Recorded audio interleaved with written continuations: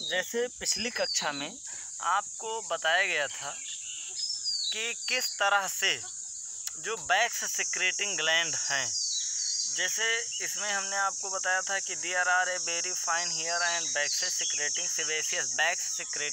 Sebaceous gland which is causes secretion of a liquid lubricant material inside the ear of external auditory canal में उसको secrete करा जाता है। तो back secreting sebaceous gland in the skin of the pinna, और वह skin के pinna के स्किन में सिक्रेट होता है। एंड द मेटस जिसको हम कहते हैं एक्सटर्नल ऑडिटरी कनाल और मेटस या जो है पिन्ना में सिक्रेट होकर के आ जाता है। The tympanic membrane is composed of connective tissue covered with skin outside and with mucous membrane inside.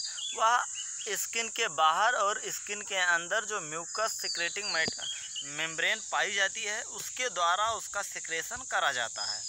अब इसमें प्रमुख रूप से जैसे जो कनेक्टिव टिश्यू होता है ये कवर्ड करता है हमारे उस पिन्ना के और मेटस के स्किन को, जो म्यूकस मेम्ब्रेन के बाहर और अंदर दोनों तरफ म्यूकस मेम्ब्रेन से कंपोज्ड होता है। The middle ear contains 3 ossicle called the malleus, incus and stapes. जो मिडिल ईयर है उनमें 3 प्रकार के अलग अलग ऑसिकल्स पाए जाते हैं। 3 प्रकार के अलग अलग ऑसिकल्स पाए जाते हैं। उन ऑसिकल्स को इनकस, माइलस और स्टेपीज कहते हैं। Which are attach to one another in the chain like fashion. जैसे चेन होता है, जंजीर होती है, उसी के फैशन में माइलस, इनकस और स्टेपीज एक दूसरे से अटैच होते हैं, एक दूसरे से कनेक्ट होते हैं। Which are attach to one another in chain like fashion. The malleus is attach to the tympanic membrane. जो माइलस होता है which is attach to the tympanic membrane and the stapes is attached to the oval window of the cochlea।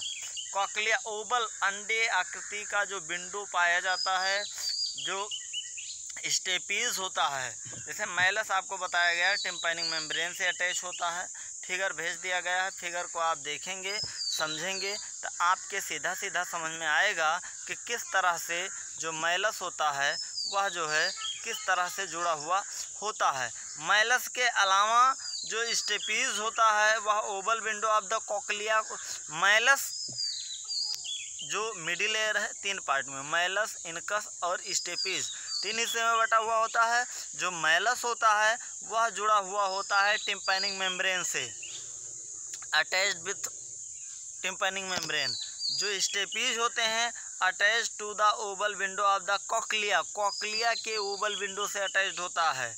The ear ossicle increase the efficiency of transmission of sound wave. जो ear के ossicles जो तीनों ossicles पाए जाते हैं ये increase the efficiency of transmission of sound waves to the inner ear. ये इनका जो अपना ट्रांसमिशन है इनर ईयर में ये इस तरह से, अर्थात efficiency of transmission of sound wave to the inner ear an Eustachian tube connect to the middle ear cavity with the pharynx. और इस तरह से Eustachian tube middle ear cavity जिसको फायरिंग्स कहते हैं वो मिडिल ईयर कैविटी फायरिंग से attach होती है। The Eustachian tube help the equalising the pressure on either side of the ear drum.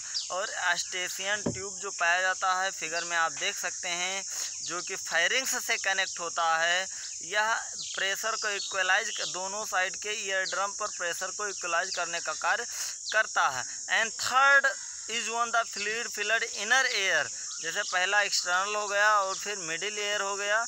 External में आपका पिन्ना और एक्सटर्नल ऑडिटरी माइलस और टिम्पैनिक मेम्ब्रेन 3 चीज़ें होती हैं, और मिडिल में आपके माइलस, इनकस और स्टेपीज पाई जाती है, उसके और ऑस्टेशियन ट्यूब होता है। और उसके बाद जो थर्ड होता है फ्लूइड फिल्ड इनर एयर जिसको हम कहते हैं लेबिरिंथ होता है।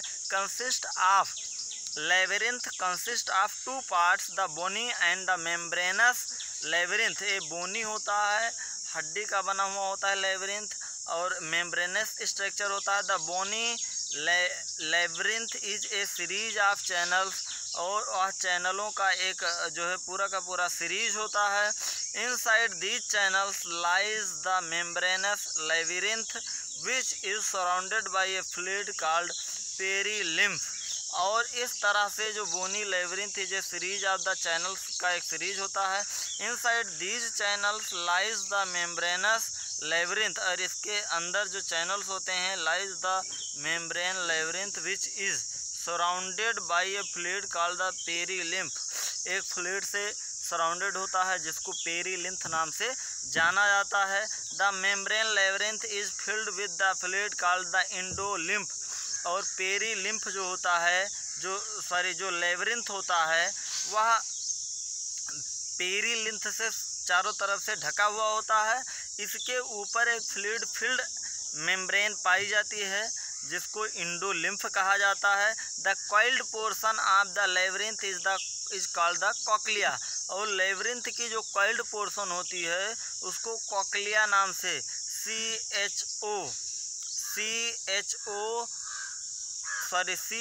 COCHLEA कॉक्लिया नाम से जाना जाता है। The membrane constituting cochlea, the resoners and the bacillars divide the surrounder perilimb filled bony labyrinth into an upper scala vestibuli and a lower scala tympani. The space within the cochlea called the scala media is filled the endolymph। और इस तरह से जो है labyrinth पेरीलिम्फ से surrounded होता है, और उसके बाद इंडोलिम्फ से एक लिक्विड होता है जिससे फुलफिल्ड होता है। At the base of the cochlea, जो कॉक्लिया का आधार होता है, the scala vestibuli end at the oval window, और वह स्केला बोनी के पास एक ओवल अंडे की आकृति नुमा एक विंडो का निर्माण करता है। while the scala tympani terminate at the round window which open to the middle ear। और इस तरह से यह जो है मिडिल एयर में जो लेबिरिंथ है इनर एयर इस तरह से मिडिल एयर में ओपन होता है। उसके बाद आपका आता है organ of Corti, structure located on the basilar membrane which contains hair cells that act auditory receptor. यहाँ पर जो हेयर सेल्स पाए जाते हैं, यहाँ पर छोटे पतले पतले बाल पाए जाते हैं जिनको रोए कहा जाता है, और ये ऑडिटरी रिसेप्टर्स होते हैं जो साउंड को एक्सेप्ट करने का कार्य करते हैं, और इस तरह से जो साउंड होता है वह इसके द्वारा एक्सेप्ट कर लिया जाता है। The hair cells are present in row on inner internal side of the organ of Corti. और इस तरह से इनर साइड में ऑर्गन ऑफ कोर्टी की तरफ यह जो है इंटरैक्ट करता है। The basal end of the hair cell is in close contact with the afferent nerve fiber. A large number of processes called the stereocilia are projected from the apical part of each hair cells। इस तरह से ढेर सारे number में जो apical parts में जो सीलिया हैं वो कानों में पाए जाते हैं। हेयर लाइक स्ट्रक्चर को सीलिया यहाँ पर कहा गया है जिसको रोमों के नाम से जाना जाता है। इस तरह से जो होता है कहने का तात्पर्य यहाँ पर इस तरह से जो वर्क हैं ढेर सारे वर्क ऑर्गन ऑफ कोर्टिकाई में हेयर सेल्स पाए जाते हैं जिनके कारण साउंड जो है वो साउंड को मॉडिफाइड करते हैं, एक्सेप्ट करने का कार्य करते हैं। ठीक, इस तरह से ईयर के इंटरनल और एक्सटर्नल जो एनाटॉमी है समाप्त होती है। Thanks for watching video. Next video में आपको फिर मिलेंगे जिसमें आपको मैकेनिज्म ऑफ हेयरिंग बताया जाएगा और फिजियोलॉजी ऑफ पेन बताया जाएगा।